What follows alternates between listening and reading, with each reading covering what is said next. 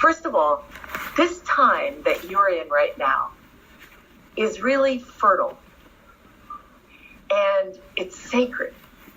And the word I'd want to leave with you is that God will guide you.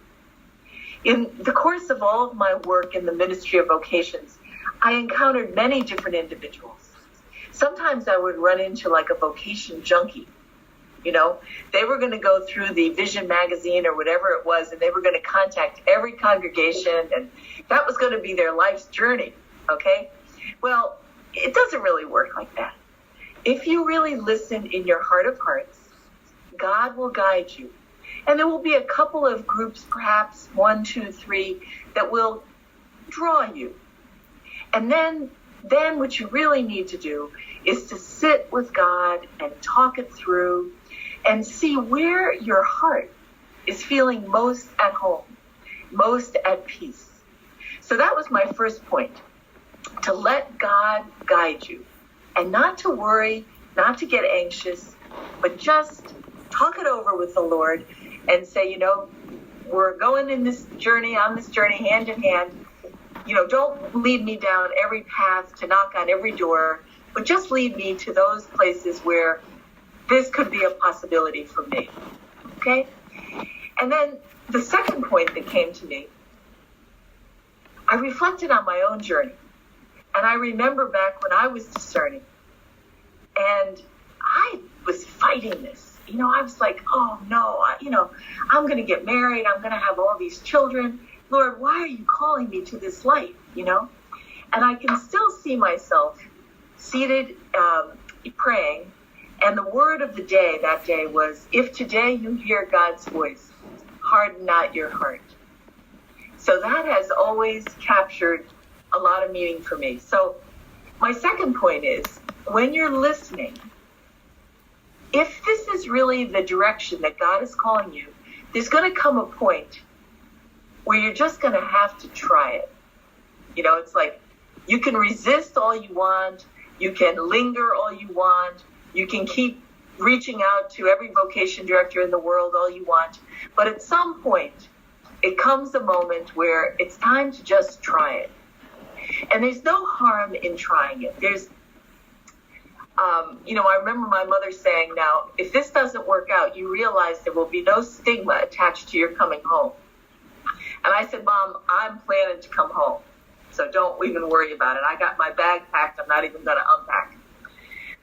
But the point is, the church, in her wisdom, gives women and men who are seeking the vowed life a little bit of time of exploration at the front end, because it is such an unusual vocation, and it is for a minority.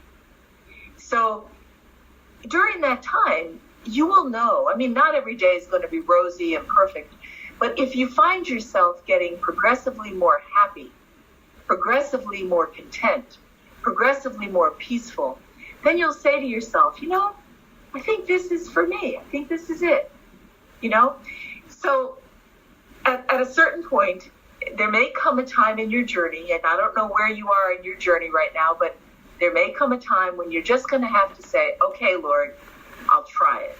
I'll get off my back about this. I'm just going to try it, okay? And then the third piece of advice that I would give you is, when you're searching, there are many wonderful communities out there. The church is blessed by the various charisms that the religious women, let's just take religious women, offer. And they're like the facets of a diamond ring. Each one catches the light and shines it in a unique and wonderful way. And as you search, you need to look to see, does this group have a future? That would be a very important question for me if I were you. Okay? You want to become a part of something that has a sense of the present moment and a sense of a commitment to the future. So while most of us are aging, that's true. We have 407 sisters right now. and we have upper median age among them. But we have many, we have our share of younger sisters as well. So you want to look to see, is there a future for this congregation? Because your life is precious. And it may or may not turn out to be the life for you. But if it is the life for you, you want to kind of hook your star to a constellation that is shining brightly. Okay? So those are my 3 points. Let God guide you. At some point, you may have to just bite the bullet and say, okay, God, I'll try it. And thirdly, when you're searching, look to see where the group might have a future. So that's the extent of my words of wisdom.